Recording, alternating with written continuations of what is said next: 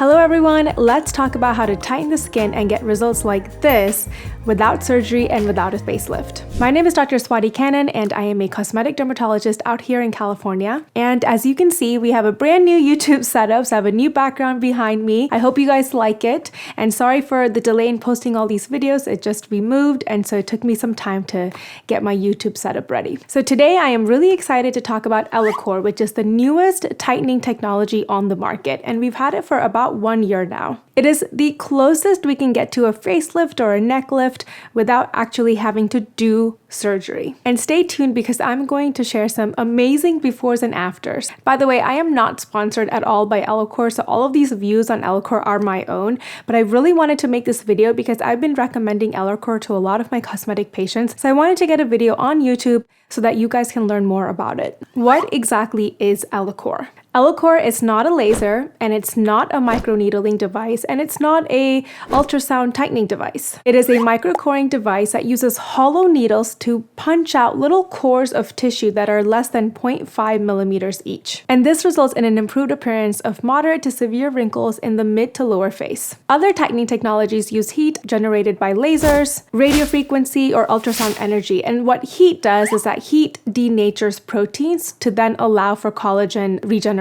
But Ellacor does not use any heat. It simply tightens because it takes out tiny little cores of skin, which then results in tightening without leaving a scar. Now, the company says that the results are scarless, and for the most part, I believe that this is true. However, I have seen some what's called post-inflammatory erythema, that means redness, that's residual, that has been lasting greater than a month. And right now, Ellacor is only being used, or it's only approved actually for lower face, but I have used it on other areas and I will talk about that in this video. By the way, my next video is on tightening devices that we use for lower face and jowling that don't require any removal of tissue, so stay tuned and subscribe. How exactly is Ellacor different than microneedling? Because microneedling also uses needles. Well, the needles used in microneedling just kind of displaces the tissue. It's not removing any tissue. Whereas the hollow needles with Ellacor actually remove the tissue. Some microneedling devices, such as the ones with radio frequency, and you've probably heard terms like Morpheus, those types of devices not only puncture the skin and displace the skin with the needle,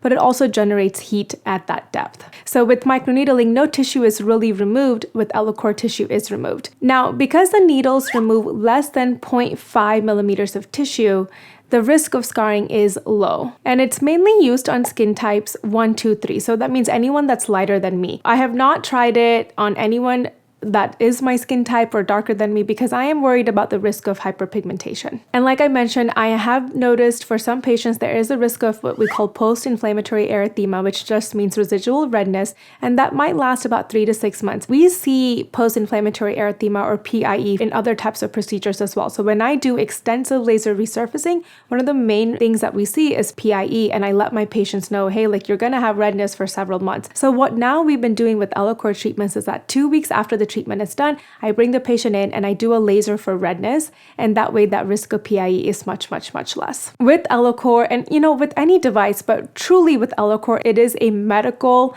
treatment where we're removing the tissue, so there are definitely risks like infection, scarring, even though it is a scarless device. So you really want to see a cosmetic dermatologist who is well versed in various types of cosmetics and who can handle any of the complications that potentially can occur. What kind of patients are eligible? Again, this is best determined by a consultation, and currently it is approved for patients with moderate to severe wrinkles, but I have found that it's also really great for patients who have deep kind of nasolabial folds where we would need so much filler that even filler may not be able to correct these deep folds. The other thing to remember is when we talk about a facelift, a facelift is where we make, kind of pull your skin up. Well, this helps with lower face tightening, as you can kind of see in my demo, but it doesn't really help with the lines here. And so Ellacor is really nice because it can actually help soften these nasolabial folds without having to do too much filler, and it's something that even a facelift doesn't touch. So I think the reason people like this treatment, the reason I like this treatment is because, one, it decreases need for filler, and while I do use filler, I like to use it in moderation. It also delays a facelift. The results are permanent. That means that the collagen tightening and the tightening that you see is yours to keep. But just like a facelift or or just with any procedure, you do continue aging.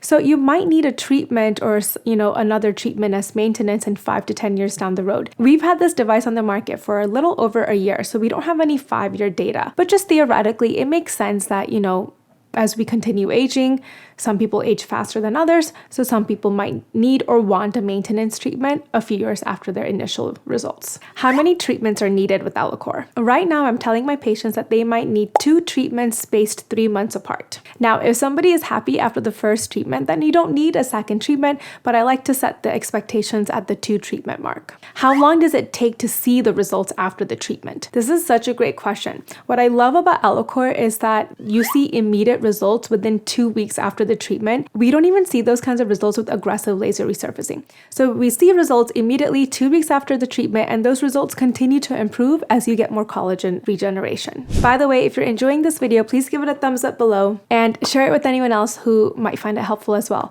My goal, as always, is to grow this channel. I'm really grateful to everyone that has subscribed and shared my videos throughout my YouTube journey. Is the procedure painful?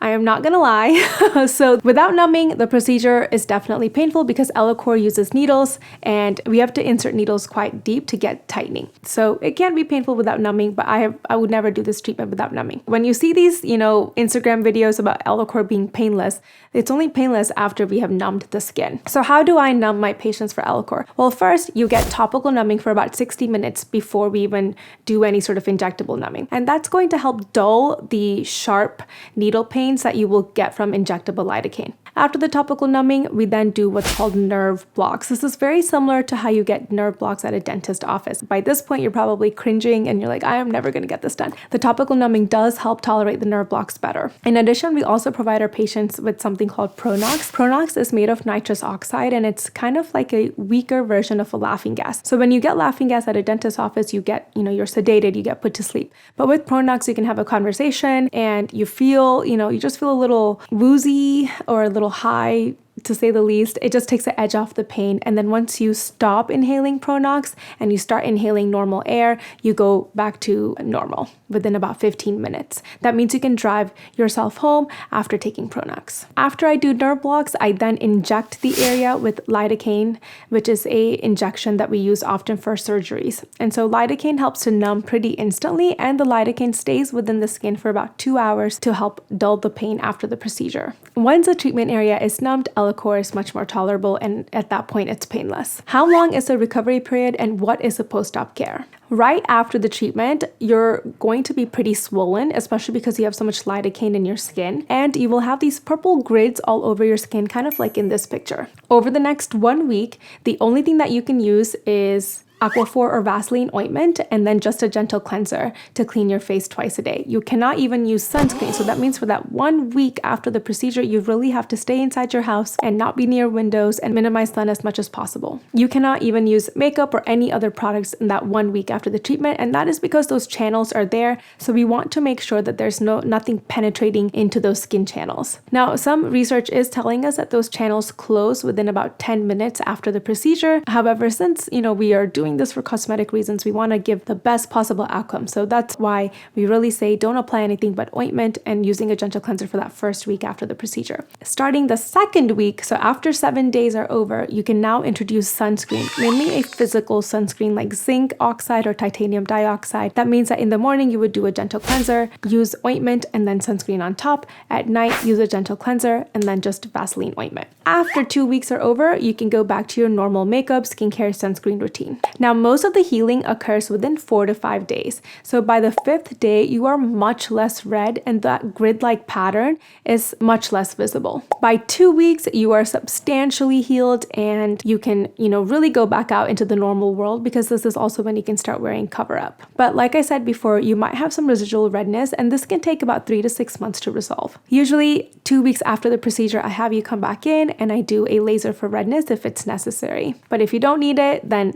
great. For some of my slightly darker skin patients or patients that I feel are going to get tanned really easily, I actually pre-treat those patients with bleaching cream like hydroquinone, kojic acid, or tranexamic acid topically, and that's just to decrease any risk of discoloration after the treatment. Most patients tell me that their recovery is not bad, and compared to laser resurfacing, the recovery for Ellacor is much, much less dramatic. And by laser resurfacing, I don't mean like the gentle resurfacing that you hear with, Fraxel or Clear and Brilliant. When we try to get rid of these, deep-seated wrinkles, we usually have to do ablative laser resurfacing. And that's what I used to do before Ellacor. And that is a much longer recovery. So I really love Ellacor for not only the results, but how low the recovery is in comparison to other modalities that give similar results. Besides the redness, what other risks are there of this procedure? So technically, Ellacor advertises as a scarless procedure. And that's because they have found that when you take out 0.5 millimeters of skin or less, there is no visible scar. Scar is technically defined as textural changes within the skin. So while I have not seen textural changes within the skin after Ellacor treatment, like I said, I do see the redness and, some people might even have discoloration. Can that be considered a type of scar? I don't think so, not by the true definition of scar, but it's just something to keep in mind. And even if the redness and the discoloration happens, by the way, I always treat patients through it, so it is not permanent. Other than the fact that you have redness, other risks include that maybe it doesn't work as well on you as it may on somebody else. So you may not get tightening that you want to get. Other than that, in my experience, I have been getting really good results with barely any issues. And knock on wood, I don't want to jinx that, but I've just been, very surprised as to how easy the recovery is and how few the risks are with this treatment. The risks with Ellacor are much less than when we do aggressive laser resurfacing, by the way. This is the moment finally you've all been waiting for. Let's go over some before and after results. This patient here had a lot of lines around her mouth and then skin laxity kind of around her jowls. And you could see that, these lines were pretty deep seated. Before Ellacor, we would have had to do some sort of aggressive laser resurfacing to really help remodel some of that tissue. And she might have even required 2 treatments of that laser resurfacing. But with 1 treatment of Ellacor, she has substantially amazing results with improvement in the perioral lines, which are incredibly difficult to treat. She also has improvement in her jowls, improvement kind of along her jawline to give it more definition. So she just got really great results. And these results are only 2 weeks after. So she's going to continue to have an improvement in her results. So this second patient here, she had really deep kind of nasolabial folds. She's also skin type 3, so she's a little bit lighter than me. This is the darkest skin type that I have treated so far with Ellacor. I did pre-treat her with hydroquinone to minimize any risk of discoloration, and we did not get any discoloration, but she was very good about not going out into the sun or being near windows during that 1 or 2 week recovery after the treatment. You can see that in the 2 weeks after her Ellacor treatment, she has softening of her nasolabial folds, but she would benefit from a second treatment to soften them even more. However, in the before photo, before Ellacor, what would we have done for that? It would have been incredibly hard to treat, because we would have had to put so much filler to help soften it. Facelifts, do not really help with that. Even a thread lift would not have helped too much with her nasolabial folds because her skin is much thicker. So she does have a lot of collagen in her skin. Her skin's very thick. So it wouldn't really have responded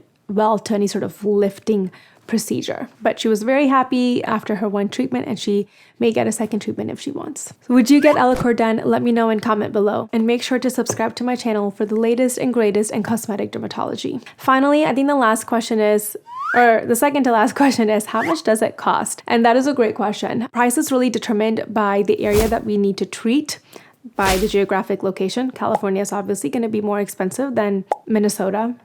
I'm assuming Minnesota is less expensive. I don't know, but I assume California is just more expensive in general. So usually the pricing is determined at consultation, but the pricing starts at least in our office, it starts at $3,500 and goes up from there. And that's per treatment. Besides, just the lower face, where else can we treat with Ellacor? So right now, because it was approved for the lower face, that's kind of where we started within, with the treatments. I also do Ellacor on the neck here because I feel like the lower face and the neck kind of are one unit, so should be treated together. I recently did somebody's underarms and saw some tightening. And I think that in the future, we can use this for skin laxity on the abdomen. We can use it for skin laxity on the knees, on the inner thighs. However, on the body, we have to be a little bit more careful because we have fewer what we call adnexal glands, and adnexal glands within the face help us to heal much faster. But because we have fewer adnexal glands on the neck or other parts of the body, the healing can be slower and can be at a higher risk of, discoloration. So we would just have to kind of see how we do with the treatments on the body, but I think that we can most likely safely do these treatments on other parts of the body. And I think that we could probably use Ellacor for acne scarring as well down the line. And as I've mentioned before in a lot of my videos, we really have to combine treatments to get the optimal results because aging is multifactorial. And there's no device or machine that treats all of these factors that contribute to aging. So in my practice, usually, after patients undergo Ellacor, they might still need some filler.